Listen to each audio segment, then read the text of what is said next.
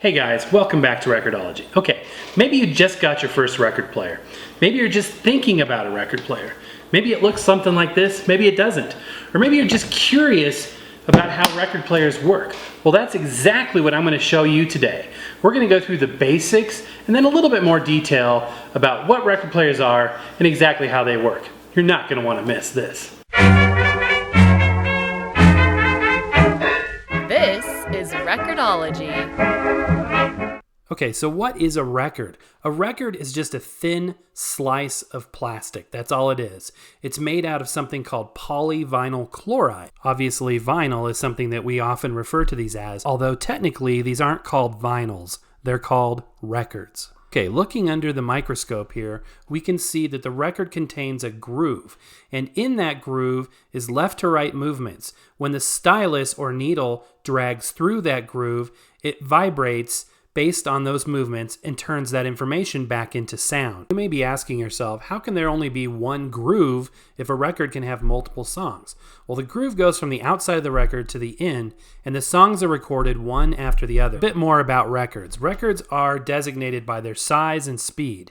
This one with the little hole, 12 inches, that's an LP or a 33 RPM record. Here is a smaller 7-inch record, 45 RPM, usually denoted by the bigger hole in the middle. So it's a smaller record, spins faster. Usually these only have one song, although they can have a couple if they're an EP 45.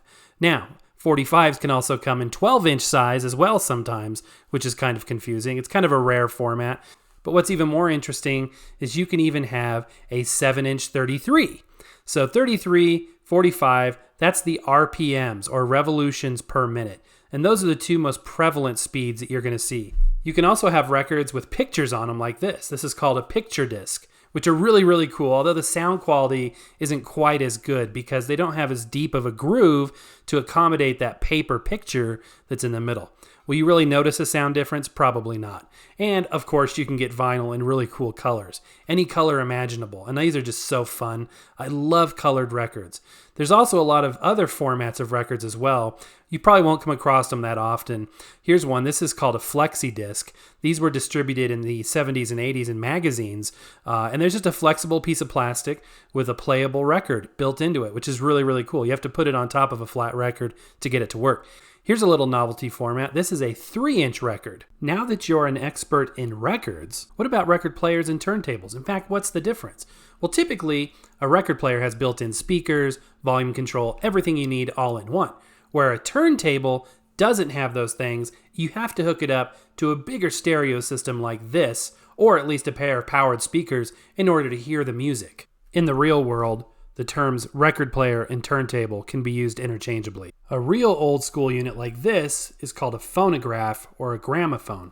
But interestingly enough, it actually shares a lot of the same basic principles and parts as a modern unit. But before we can read those record grooves, we have to spin the record. So the record sits on this round piece right here called a platter. And how do we make the platter move? We use an electric motor, and that electric motor is connected to a belt oftentimes, but not always, because there are some record players or turntables, like this one, that don't use a belt. Underneath the platter in this case, there is something called a direct drive motor. Again, it's an electric motor, but in this case, the motor is connected directly to the platter and doesn't need a belt.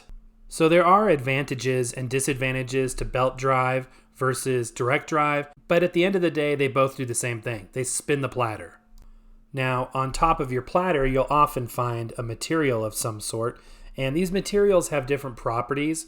People say that they sound differently or they handle the record differently. It's really a matter of preference. That's a felt platter mat, very common. Here's a cork one. A lot of people swear by cork. They think that they sound better. Maybe they do, maybe they don't. A lot of this is very subjective. Here's a silicone rubber one. The basic job of a platter mat is to give your record some sort of protection and grip when it's on top of the platter. Here is a carbon fiber one. This is kind of interesting. This is one of many aspects of record players and turntables that people like, the customization. Even suitcase players and all-in-one players that have a very similar looking mechanism like this have a belt and a platter. Underneath that platter is a little belt. And as you can see, the belt is connected to a motor pulley. So there's the electric motor that spins the pulley, and the pulley connects to the belt and spins the platter. By spinning the platter, you're thereby spinning the record. And back to that platter, notice there's no platter mat on there. It's because it has little rubber nubs, and it uses those to grip the record instead of a platter mat. A lot of entry-level and suitcase players have a hidden belt mechanism under the platter. The belt attaches to this inner circle on the bottom here called a sub-platter. And the platter is attached with this little thing called a circlip. It makes sure that when you're moving the record player, the platter doesn't fall off. So now that we've got the record spinning, how do we get sound out of it? We use this device right here. This is called a cartridge. A cartridge is a transducer, and a transducer changes one form of energy into another. In this case, the cartridge transducer changes the vibrations from the needle or stylus riding through that groove into sound energy in the form of electrical signal. And to be a little bit more specific, this part right here is called the head shell. This holds the cartridge. This part is called the cartridge, and this right here is the stylus, sometimes called a needle, but more accurately referred to as a stylus. Let's take a closer look at that stylus.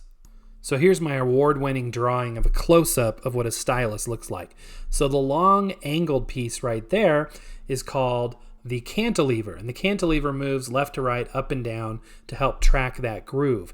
Now at the very end of the cantilever is a little red piece there. That is called a shank, and attached to the shank is a diamond, ruby, or sapphire, tiny, tiny, tiny little piece, and that's what comes into contact with the record. They all sound the same. There's no sound quality difference between diamond and ruby, although diamond, being the hardest substance in the world, will last longer. Now, back to the cartridge as a whole. There are two basic types, ceramic and moving magnetic. When you see an entry-level player that has a red tip like this, that's generally speaking going to be a ceramic cartridge. And ceramic does not refer to the material in the needle. It refers to the type of technology that's happening in the cartridge. They work fine. They're cheaper. They output a higher voltage, so manufacturers like them. They don't require preamps or any of that stuff. You can literally take the sound right out of that into the speakers of your player and have it work fine. However, if you want to take it up a notch, a lot of people that have record players, or more specifically turntables, will opt for what's called a magnetic or moving magnetic cartridge. Same basic principles are there: shank, stylus, cantilever, but it uses a slightly different technology in moving the shank back and forth to translate those physical and mechanical movements into electrical energy. And they put out a little bit lower voltage. So a turntable with a magnetic cartridge is going to require a preamp or speakers or stereo system that have a built-in preamp as well. Phew. I know that's a lot of information to take in, you guys, but it gets a lot easier from here. So the cartridge is attached to this piece right here. This is called a tone arm. Inside the tone arm are the wires from the cartridge that go into the insides of the record player where the amplifier and the volume control and all the connections are made. Some tone arms are straight like this, while other ones are curved like this S-shaped one right here. It's a matter of preference. Some people swear by the different shapes, but again, that's another rabbit trail we're not going to get into today. But just know that tone arms can come in different shapes. Now this thing on the back here is called a counterbalance, and it works kind of like a teeter-totter. It adds weight to the back, thereby decreasing the weight in the front where the cartridge is, because you don't want there to be too much weight pressing down on that record because it can wear out too soon. So some of them like this are not adjustable, but other ones like these are adjustable. So these can be adjusted to make sure that the weight pressing down on that record is precise, accurate, and safe. Some turntables also have this little knob right here. This is called an anti-skating adjustment. Basically, it allows you to make sure that the tone arm isn't pushing on the inner edge or the outer edge of the groove and that it's completely neutral, thereby allowing the position of the tone arm to be dictated by where the groove is. And that actually protects the record because it's not pushing too hard on the left or right groove wall. A lot of record players have this little lever right here. That's called a cueing lever. Now, cueing a record means starting it and stopping it and putting the needle where you want it. So this is a really neat device because it allows you to raise and lower the stylus very, very gently. If you don't have a cueing lever, you have to use the finger lift, which is attached to the head shell, and it's a little bit harder to control. One of the fun things about entry-level players like this is sometimes you get extra features like Bluetooth in and out and the ability to record your music from record to MP3 using USB, which is really cool. Higher-end record players allow you to easily remove the head shell and put on another one. This is really helpful if you're playing 78 RPM records or you're doing DJ work and you need a specialized stylus, because every time you change the stylus and cartridge on and off of your head shell, there's a lot of adjustments that have to be done. So having it pre-mounted to the cartridge and being able to change that out is really, really neat. Okay, I get this question quite a bit. This adapter is used when you want to play a 45 RPM record. Just place it on the platter and then the record goes right on top of it. Now back to this simple and inexpensive ceramic cartridge. Remember how I was saying these output a higher voltage and manufacturers like it because it doesn't require as many parts for them.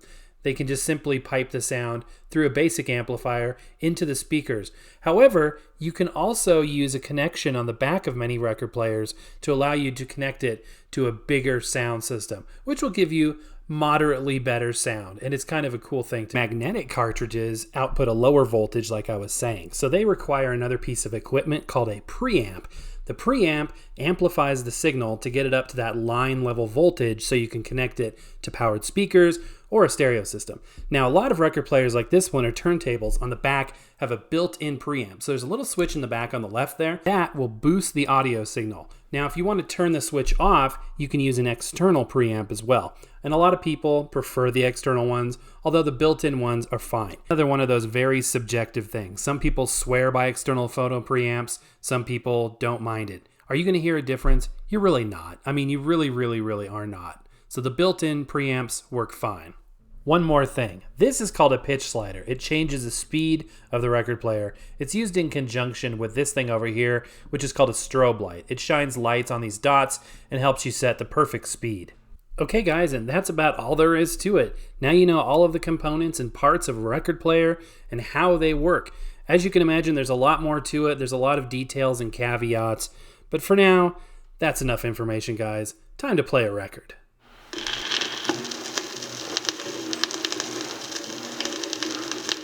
Okay guys, I hope you thought that was interesting. It was a lot of fun to put together. If you want to learn more, check out the videos at the end of this video. You can click on the icons to watch more. And then check out all the other stuff we've done on this channel. We've reviewed a lot of cool stuff and we've got a lot more coming up. So if you want to learn more, you want to be along for the journey, and you're kind of intrigued about these record players, check out more of our videos, you guys. All right, happy record hunting. We'll see you next time.